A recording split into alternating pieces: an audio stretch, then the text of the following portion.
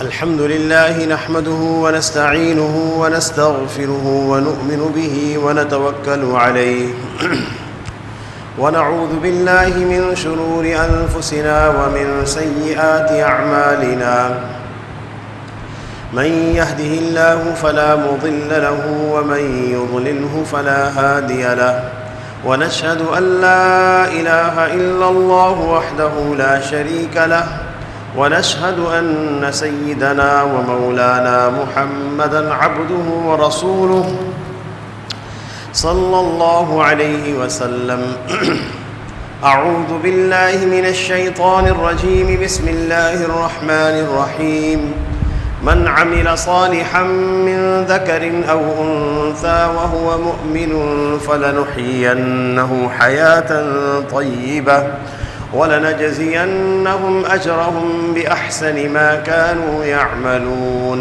صدق اللہ العظیم۔ اللہ رب العزت نے ہمیں بے شمار نعمتیں عطا فرمائی ہیں۔ ان نعمتوں میں سے رمضان المبارک کے روزوں کی تکمیل بھی ہے اور عید الفطر بھی ہے۔ عید کے معنی خوشی کے ہوتے ہیں اور فطر کا معنی روزہ نہ رکھنے کے ہوتے ہیں۔ عید الفطر کو عید الفطر اس لیے کہا جاتا ہے کہ روزوں کی تکمیل پر اللہ رب العزت نے ایک خوشی کا دن مسلمانوں کو عطا فرمایا، اس لیے اس کو عید الفطر کہا جاتا ہے۔ اللہ رب العزت کا یہ ارشاد ہے، من عمل صالحا من ذکر او انثی، جو بھی انسان نیک عمل کرے، مرد ہو یا عورت، ایمان والے ہوں، اللہ تعالیٰ ان کو دنیا میں پاکیزہ زندگی عطا فرمائیں گے۔ مفسرین کرام فرماتے ہیں کہ پاکیزہ زندگی سے مراد یہ ہے کہ نیک اعمال کے اثرات دنیا میں ظاہر ہوتے ہیں اور نیک عملوں کا اجر اللہ تعالیٰ آخرت میں عطا فرماتے ہیں۔ اللہ رب العزت نے روزے رکھنے کی توفیق عطا فرمائی۔ ان روزوں کا ہماری زندگی میں کیا اثر ہے، اس کے کیا اثرات ہماری زندگیوں میں آئے ہیں؟ اللہ رب العزت کا یہ ارشاد ہے، اے ایمان والو، تم پہ روزے فرض کیے گئے ہیں جیسا کہ تم سے پہلے والوں پہ فرض تھے، لعلکم تتقون، تاکہ تم پرہیزگار بنو۔ تقوی کی تعریف یہ ہے، تقوی کسے کہتے ہیں؟ تقوی کہتے ہیں کہ جن کاموں کا اللہ تعالیٰ نے کرنے کا حکم دیا ہے ان کو نہ کرنے سے بچنا، اور جن کو نہ کرنے کا حکم دیا ہے ان کو کرنے سے بچنا۔ آسان سی تعریف ہے دو لائنوں کے اندر۔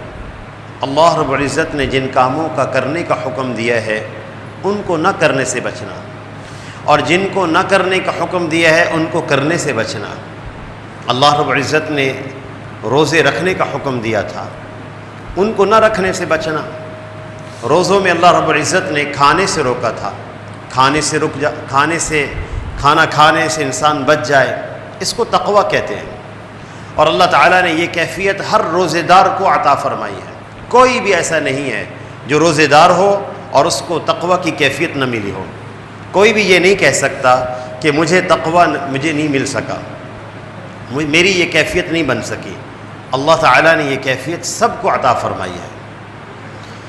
یہ انسان جب روزہ رکھتا تھا تو روزہ رکھنے کے بعد اس شخص نے، جب اس کو کوئی دیکھنے والا نہیں تھا، اس نے پانی نہیں پیا، کھانا نہیں کھایا۔ اس کے دل پر ایک کیفیت تھی کہ اللہ کی ذات مجھے دیکھ رہی ہے۔ وہ نوجوان جس میں سرکشی کی طاقتیں ساری عروج پر ہوں، اور وہ نوجوان جو یہ کہتا ہے کہ میں گناہوں سے نہیں بچ سکتا، میں مجبور ہوں، میرا ماحول اس نوعیت کا ہے کہ میں گناہوں سے بچ نہیں سکتا۔ اس نوجوان نے بھی جب روزہ رکھا تو اللہ تعالیٰ نے اس کو اتنی طاقت دی ہے کہ یہ تنہا جب کمرے میں تھا تو اس نے پانی نہیں پیا، کھانا نہیں کھایا۔ اس کو جب قریت کر پوچھا جائے کہ آپ نے پانی کیوں نہیں پیا، کھانا کیوں نہیں کھایا، تو یہ نوجوان کہتا ہے کہ اللہ تعالیٰ مجھے دیکھ رہا ہے، اس لیے میں نہیں کھا سکتا۔ یہ کیفیت کہ اللہ تعالیٰ مجھے دیکھ رہے ہیں، یہ کیفیت 11 مہینوں پر محیط ہو جائے۔ یاد رکھیے گا، اللہ تعالیٰ مجھے دیکھ رہے ہیں، یہ جو یقین ہے یہ اللہ نے ہر ایک کو عطا فرمایا روزے کی برکت سے۔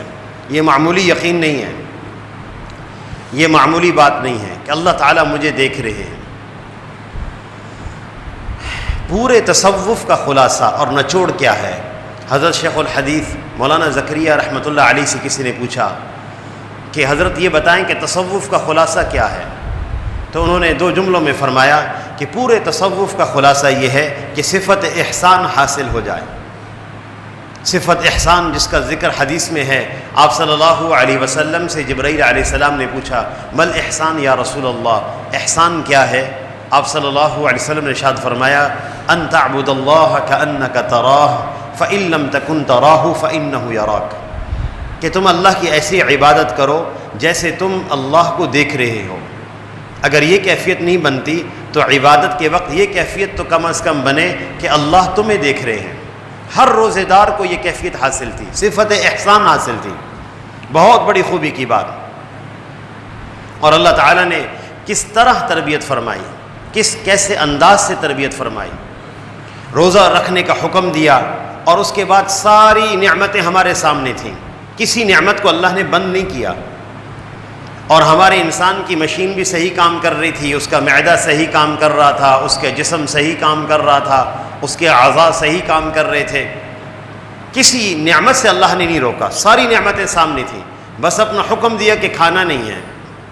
کتنی تربیت اس انسان کی ہو گئی تھی کہ اس نے ایسی چیز چھوڑی ہے جس پر اس کا مدار زندگی تھا، زندگی کا مدار تھا، کھانا اور پینا۔ اتنی اللہ نے ہمت اور طاقت دے دی کہ اس شخص نے کھانا اور پینا چھوڑ دیا۔ اے بندے، رمضان کے بعد گناہوں کی زندگی اس طرح عام ہوگی اور تمہیں گناہوں کی زندگی پر جانے کی دسترس ہوگی۔ اے بندے، اللہ نے تمہیں طاقت دے رکھی ہے، جس طرح تم نعمتوں کے ہوتے ہوئے تم نے نعمتیں استعمال نہیں کی، اے بندے تمہیں اتنی طاقت اللہ نے دے دی ہے کہ گناہ سامنے ہوں اور تو بچنا چاہے تو بچ سکتا ہے۔ اللہ نے اتنی طاقت دے رکھی ہے، ہر ایک کو دے دی ہے، بس اس نعمت کی نہ قدری نہ ہو، اس نعمت کی نہ شکری نہ ہو۔ تو اللہ رب العزت نے رمضان کے روزوں کے ساتھ تربیت فرمائی، تقوی عطا فرمایا۔ تو جو بھی انسان نیک عمل کرتا ہے اس کے اچھے اثرات دنیا میں ظاہر ہوتے ہیں، اجر اللہ تعالیٰ اس کا آخرت میں عطا فرمائیں گے۔ ان نیک اعمال میں سے ایک عمل، ایک کیفیت ہے جس میں ہم اللہ تعالیٰ سے رحمت مانگتے ہیں، بار بار اللہ سے رحمت طلب کرتے ہیں، رو رو کر مانگتے ہیں اللہ ہم پہ رحمت نازل فرما، ہمارے بچوں پہ رحمت نازل فرما، ہمارے گھرانے پہ رحمت نازل فرما۔ اللہ تعالیٰ نے ہمیں رمضان المبارک میں ایک عمل کے اندر مشغولیت دی تھی، وہ ہے قرآن پاک کی تلاوت اور اس کی سماعت۔ 20 رکعت تراویح روزانہ پڑھنے کی اللہ نے توفیق عطا فرمائی، 20 رکعت تراویح کی سماعت کی اللہ نے توفیق عطا فرمائی۔ قرآن سے ایک تعلق پیدا ہو چکا ہے، قرآن سے ہماری انسیت پیدا ہو چکی، یہ نعمت ہے اللہ کی طرف سے۔ جب ہم تراویح میں قرآن سنتے تھے یا جب قرآن پڑھتے تھے تو اللہ تعالیٰ کا ہمارے ساتھ کیا معاملہ ہوتا تھا؟ قرآن پاک میں آتا ہے وَنُنَزِّلُ مِنَ الْقُرْآنِ مَا هُوَ شِفَاءٌ وَرَحْمَةٌ لِّلْمُؤْمِنِينَ، یہ جو قرآن پاک ہم نے نازل کیا ہے یہ تمام مومنین کے لیے شفا بھی ہے اور رحمت بھی ہے۔ اس کا اجر تو اللہ آخرت میں عطا فرمائیں گے، لیکن اثرات دنیا میں کیا تھے؟ جب ہم تراویح میں قرآن پاک کی سماعت کر رہے تھے یا اپنے گھروں میں قرآن پاک کی تلاوت کر رہے تھے، آپ صلی اللہ علیہ وسلم کے ارشاد ہے جس گھر میں قرآن پاک کی تلاوت کی جاتی ہے غشیتہم الرحمہ، اللہ کی رحمت ان گھر والوں کو ڈھانپ لیتی ہے، حفتہم الملائکہ، رحمت کے فرشتے ان کو گھیر لیتے ہیں، وانزلت علیہم السکینہ، اللہ تعالیٰ اپنا سکون ان گھر والوں پہ نازل فرماتے ہیں۔ یہ نعمت ملی ہوئی تھی، اس نعمت سے رشتہ نہیں ٹوٹنا چاہیے، تعلق میں انقطاع نہیں ہونا چاہیے کہ بس رمضان میں قرآن پاک کی تلاوت تھی اور رمضان گزر گیا اب نہیں، ایسا نہیں ہونا چاہیے، مستقل اہتمام رہے۔ تھوڑی دیر کے لیے روزانہ تلاوت کا اہتمام ہو جائے کرے، بھلے تھوڑی دیر کے لیے کیوں نہ ہو، 5 منٹ کے لیے بھی روزانہ اگر تلاوت کا اہتمام ہو جائے اس کے بھی اثرات ہوں گے۔ آپ صلی اللہ علیہ وسلم کا ارشاد ہے کہ خیر الاعمال ادومها وان قل، اللہ کے ہاں بہترین اعمال وہ ہیں جو ہمیشہ ہوں اگرچہ تھوڑے کیوں نہ ہوں۔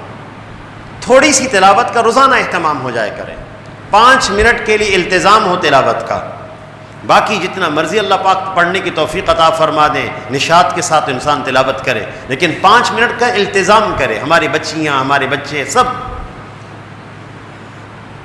اور پھر اللہ تعالیٰ نے ایک اور عادت ہماری رمضان المبارک کے اندر بنائی، اس کی تربیت فرمائی، ہر ایک کو اللہ نے نماز پڑھنے کی توفیق عطا فرمائی، بلکہ تراویح کی بھی توفیق عطا فرمائی۔ اس نماز کے اثرات انسان کی زندگی پر دنیا میں کیا ہوتے ہیں، اللہ تعالیٰ اس کا آخرت میں اجر تو عطا فرمائیں گے، بہت بڑا اجر اللہ عطا فرمائیں گے، اپنی ذمہ داری پر جنت میں داخل فرمائیں گے۔ دنیا میں اللہ پاک کیا دیتے ہیں نماز پر؟ اتل ما اوحی الیک من الکتاب واقم الصلاۃ ان الصلاۃ تنہی عن الفحشاء والمنکر، بے شک نماز بے حیائی سے اور گناہوں سے روکتی ہے۔ یہ نماز کی خوبی ہے۔ جس نوجوان نے 30 دن رمضان المبارک میں، 29 دن رمضان میں نماز کا اہتمام کیا، اس کی وجہ سے اپنے کپڑوں کو پاکیزہ رکھا، اس نوجوان کے خیالات کتنے پاکیزہ ہو چکے ہیں، اس کی زندگی کتنی پاکیزہ ہو چکی ہے جس نے 5 وقت نماز کا اہتمام کیا ہے، فجر میں اٹھنے کی عادت بن چکی ہے۔ اس عادت کو خراب نہ کیا جائے، اب اس پہ دوام کیا جائے، اللہ سے اس کی توفیق مانگی جائے کہ اے اللہ مجھے اس پر مستقل مزاج بنا، مجھے ثابت قدمی عطا فرما۔ یہ اللہ کی طرف سے دی ہوئی نعمتیں جو ہر ایک روزہ دار کو اللہ نے عطا فرمائی ہیں، بس ان نعمتوں کی قدردانی چاہیے۔ اور پھر اس خاص عید کے موقع پر ایک اور عمل کا اہتمام ہے، اور وہ عمل ہے، جیسے میں نے عرض کیا کہ قرآن پاک کی آیت ہے کہ جو بھی انسان نیک عمل کرتا ہے، مرد ہو یا عورت، اللہ اس کو پاکیزہ زندگی عطا فرماتے ہیں۔ پاکیزہ زندگی، دنیا میں اس نیک اعمال کے اثرات ظاہر ہوتے ہیں۔ ان میں سے ایک عمل سلام کرنا ہے۔ الحمدللہ آج عید کا موقع ہے، ایک دوسرے کو سلام کرنے کا موقع آئے گا۔ آپ صلی اللہ علیہ وسلم نے ارشاد فرمایا،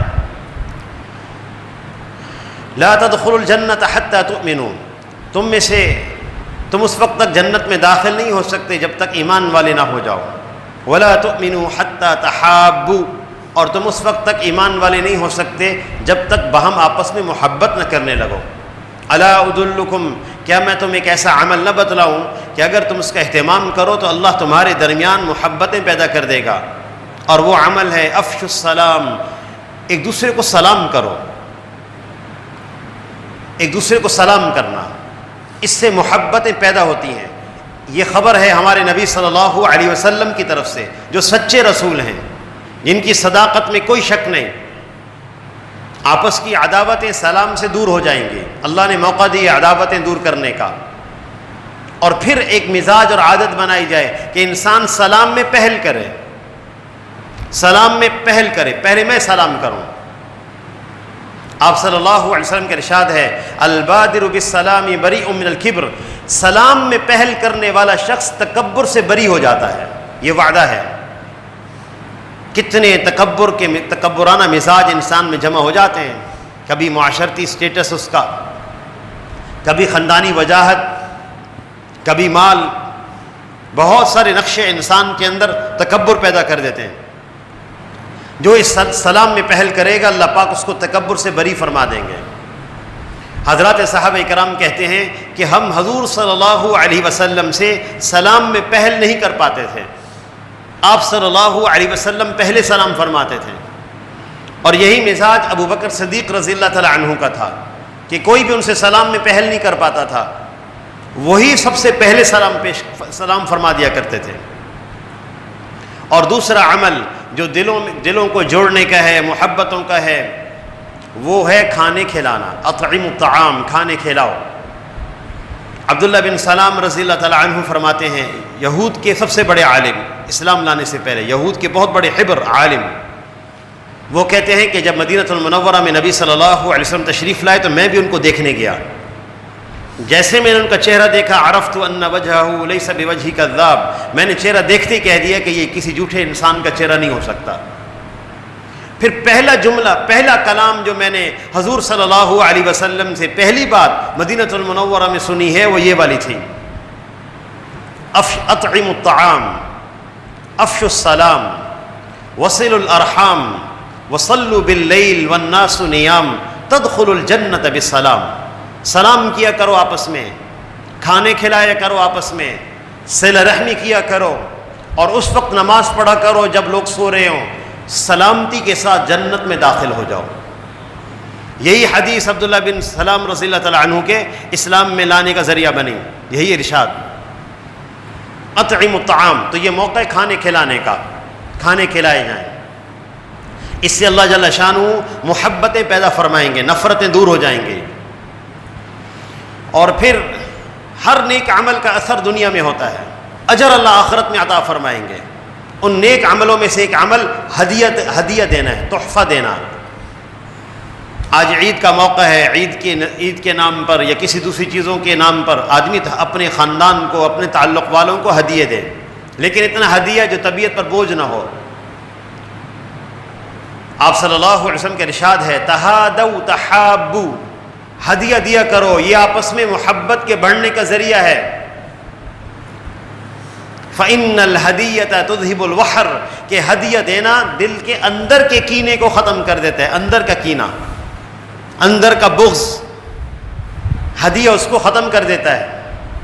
تو اللہ تعالیٰ نے عید کا ایسا موقع دیا کہ جس میں باہم آپس کی عداوتیں دور ہو جائیں۔ یہ وہ باتیں ہیں جو محسن کائنات محمد رسول اللہ صلی اللہ علیہ وسلم نے فرمائی ہیں، یہ وہ راستے ہیں جس سے آپس کی نفرتیں دور ہو جائیں گی، محبتیں پیدا ہو جائیں گی۔ اور پھر نیک اعمال کے اثرات دنیا میں کیا ہوتے ہیں؟ ان میں سے ایک عمل صلہ رحمی بھی ہے، خاندان والوں سے ملنا ملانا۔ آج اللہ تعالیٰ نے یہ موقع دیا ہے عید کا جس میں ہم خاندان کے لوگ آپس میں مل سکتے ہیں۔ اور لیس الواصل بالمکافی، فرمایا کہ بدلہ دینے والے صلہ رحمی کرنے والے نہیں ہیں، وہ ہمارے گھر میں آتے ہیں اس لیے ہم ان کے گھر جاتے ہیں، وہ ہمارے گھر نہیں آتے ہم ان کے ہاں نہیں جاتے، مزاج، یہ صلہ رحمی نہیں ہے۔ اگر کوئی آدمی صلہ رحمی کا اہتمام کرے تو اللہ تعالیٰ کیا عطا فرمائیں گے؟ حدیث میں آتا ہے، آپ صلی اللہ علیہ وسلم کا ارشاد ہے من احب ان یبسط له فی رزقہ وینسأ له فی اثرہ فلیصل رحمہ، جو شخص یہ چاہتا ہے کہ اللہ اس کا رزق بڑھا دے اور اس کی عمر لمبی کر دے، اس کو چاہیے کہ صلہ رحمی کرے۔ کون نوجوان نہیں چاہتا؟